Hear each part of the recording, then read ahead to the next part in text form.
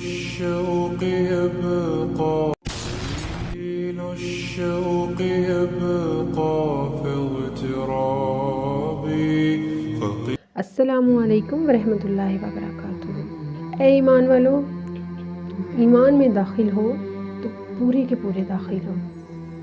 یہ نہیں کہ آدھے مسلمان اور آدھے یہود و نصار یا کافر کے پیروکار۔ پیروکاری کیا ہے؟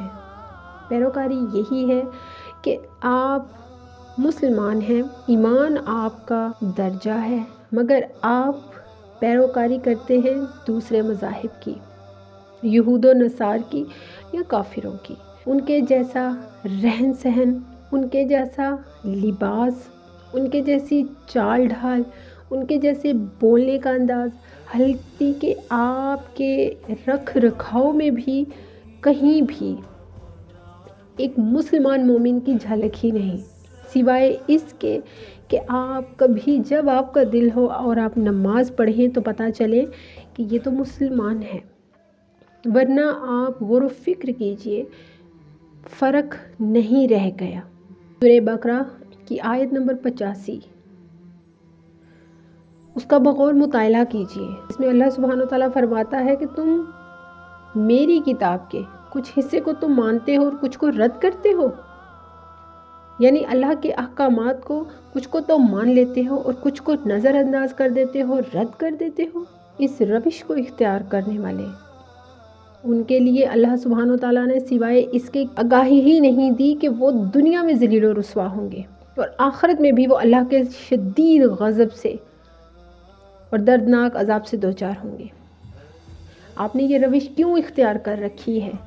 آپ ایمان والے ہیں تو آپ کو پورے کے پورا ایمان میں داخل ہونا ہے، یہ نہیں کہ ہم مسلمان ہیں ہم بخش دیے جائیں گے۔ کام آپ کے سارے وہ ہوں جو اللہ سبحانہ وتعالیٰ نے آپ کو جن سے سختی سے منع فرمایا ہے، اپنی عورتوں کے معاملے میں، اپنے لباس کے معاملے میں، اپنے دین کے فرائض کے معاملے میں۔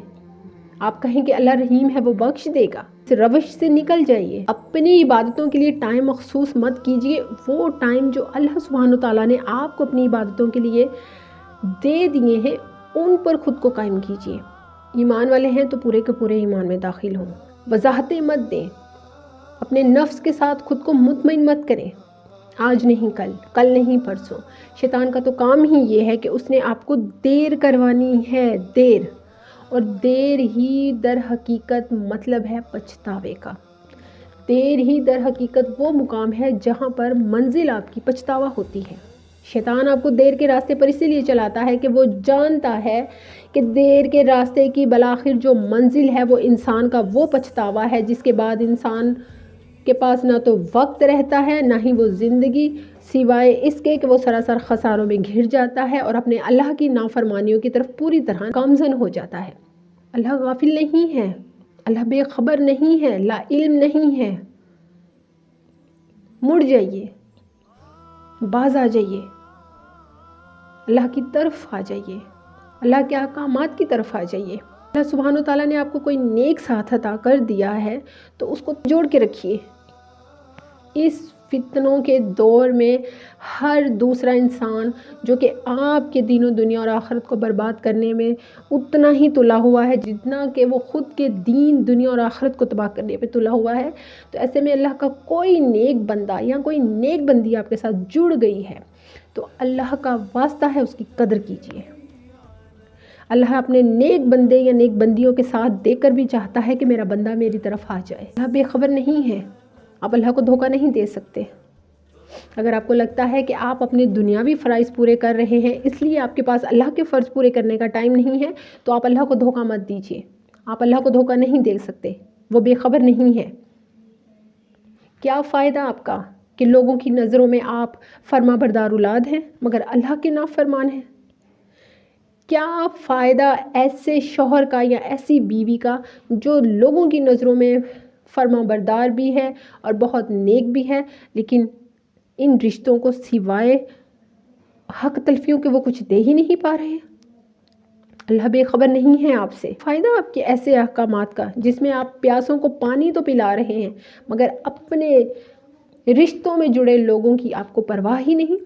کیا فائدہ ان پانیوں کا جو لوگ آپ کی گلیوں میں آپ کے نلکوں سے بھر کے تو لے کے جا رہے ہیں اور آپ خود کو مطمئن کر رہے ہیں اللہ کی بارگاہ میں، مگر آپ کے اپنے کچھ رشتے انہوں نے کھایا پیا بھی ہے یا نہیں؟ اللہ آپ سے بے خبر نہیں ہے، لوگ آپ سے بے خبر ہو سکتے ہیں، اللہ آپ سے بے خبر نہیں ہو سکتا۔ اللہ آپ سے بے خبر نہیں ہے، اللہ کو آپ نے بے خبر سمجھ رکھا ہے۔ آپ نفس کے دھوکے میں ہیں، نکلیے نفس کے اس دھوکے سے اور ڈر جائیے کہ اللہ پل پل کی خبر رکھتا ہے۔ اللہ سبحانہ و تعالیٰ آپ سب کو خیر و برکت سے جوڑے، مجھے دعاؤں میں یاد رکھیے گا۔ جزاک اللہ خیر و بارک اللہ فیک۔